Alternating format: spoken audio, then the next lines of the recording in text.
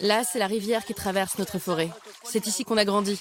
On utilise l'eau pour boire et pour se laver. La forêt de Mapate, à 1300 km de Brazzaville. C'est ici que vivent les pygmées Aka du Congo. Angélique est la chef de ce groupe d'une dizaine de pygmées. Aujourd'hui, c'est elle qui mène la récolte des feuilles de coco, la base de leur alimentation. Notre nourriture est à base de feuilles qu'on trouve dans la forêt. On cueille ces feuilles de coco et d'autres ingrédients. Et on les prépare et on les mange le soir avec toute la famille. Si tu as un bon mari, il va poser des pièges. Comme ça, tu peux avoir de la viande de brousse comme du porc épic. Angélique élève seule ses 8 enfants, car son mari l'a abandonnée. Mais pour rien au monde, elle ne voudrait habiter ailleurs que dans cette forêt.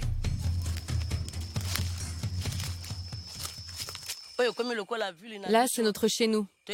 On n'en connaît pas d'autres. Les grandes villes sont pour les Bantous. Nous, les Pygmées, notre ville, c'est la forêt.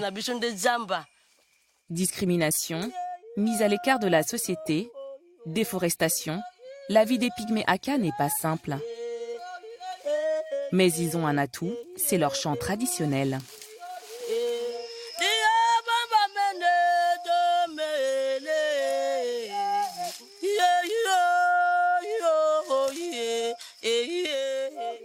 Il accompagne toutes les tâches de la vie quotidienne. Une tradition dont Angélique a fait une force. Chanter, c'est devenu son métier. Car Angélique est aussi la chanteuse principale du groupe Ndima, qui veut dire forêt en langue Aka. Grand auditorium de Leipzig, à 10 000 km de la forêt des Pygmées. Une fois par an, Angélique quitte le Congo pour faire découvrir le chant et la danse des Pygmées sur les scènes du monde entier. Paris, Amsterdam ou encore Neuchâtel en Suisse, comme aujourd'hui. Entre les spectacles, Angélique aime s'installer au bord du lac et regarder les cygnes. Pour elle, l'Europe, c'est un autre monde. Les canards de chez moi ne sont pas comme ça. Les nôtres sont très sales, alors qu'ici, ils sont propres. Ça donne vraiment envie de les manger. Les Blancs savent élever les canards. Angélique est ravie de l'accueil qu'on lui réserve ici.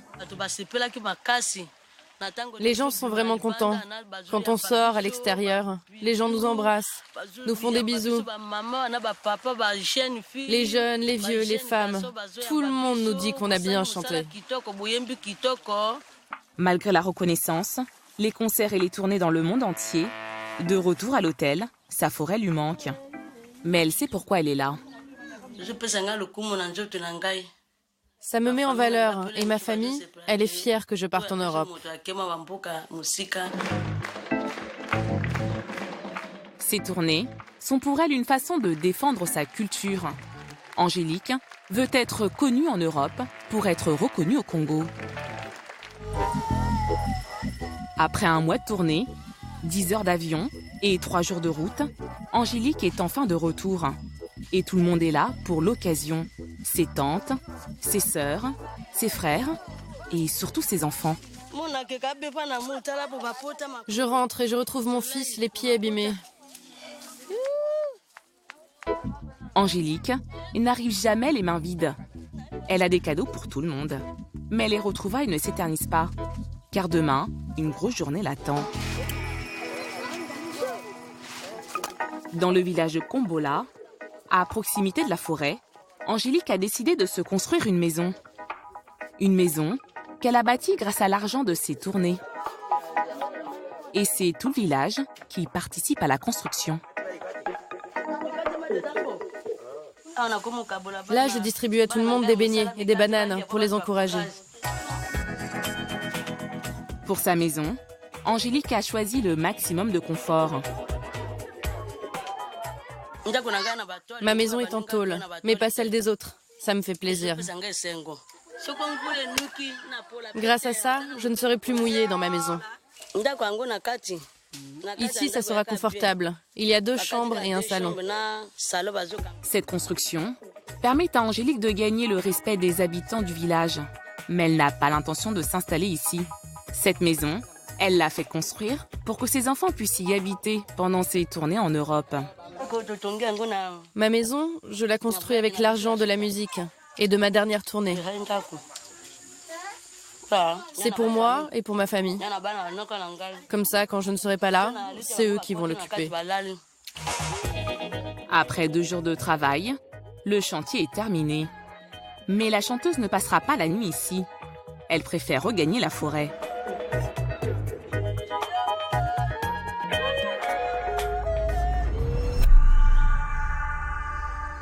Toute la famille de pygmées se faufile entre les arbres. Régulièrement, ils s'arrêtent pour se partager les fruits sauvages. Ici, les pygmées marchent vite. Ils sont dans leur environnement. La forêt, c'est notre tradition. On y est habitué. Si on rejette nos traditions, on vivra comment? Nos enfants ne mangent qu'ici. Après 10 km de marche, ils commencent à installer leur campement.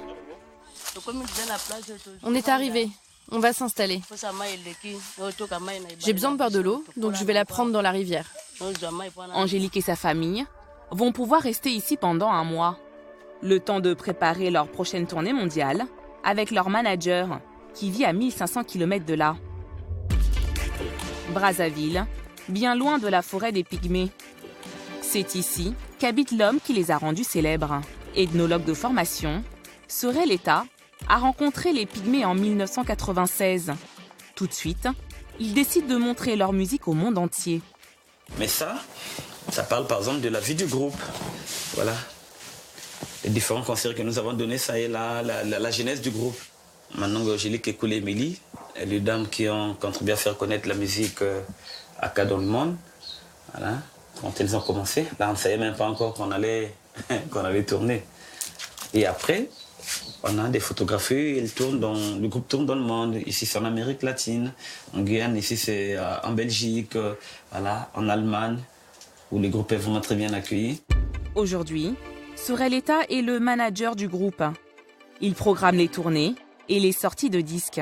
2003, cette œuvre que j'ai intitulée Moaka Nandima ou L'homme et la forêt.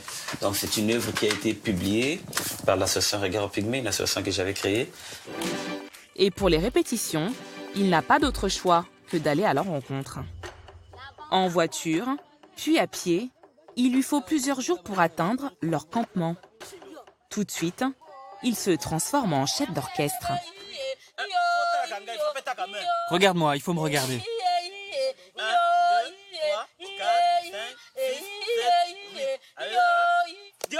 Allez, chante avec ta voix aiguë. Voilà, comme ça.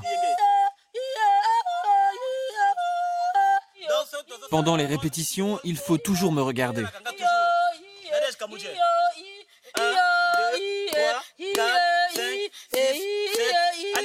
Allez, chante, t'arrête pas. En avril prochain, Angélique et les autres membres du groupe quitteront leur forêt, direction l'Europe, pour une nouvelle tournée. En attendant, Angélique sera là où elle se sent le mieux, dans la forêt, près de sa famille. Elle espère que sa musique suffira à conserver la culture et le mode de vie des pygmées Aka du Congo.